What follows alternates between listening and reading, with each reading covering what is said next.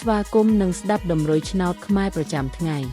ដើម្បីជាកម្លាំងចិត្តសូមពុកម៉ែបងប្អូនចុច like និងសញ្ញាជាម្នាក់មួយផង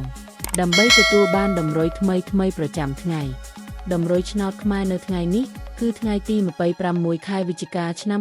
2025ដើម្បីកុំឲ្យខាតពេលយូរសូមស្ដាប់ដំរុយឆ្នោតពី admin មានលេខ87319731សម្រាប់ប៉ុស ABCD សម្រាប់លេខ OZ admin មាន2គ្រាប់គឺ OZ ខ្ទង់70និង10សម្រាប់3លេខគឺ admin មាន2គ្រាប់ផងដែរគឺមានលេខ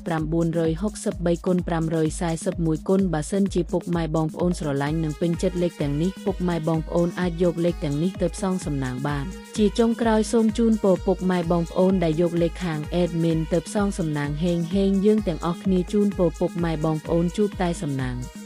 និងសុខភាពល្អសូមជម្រាបលាជួបគ្នានៅថ្ងៃស្អែកបន្តទៀត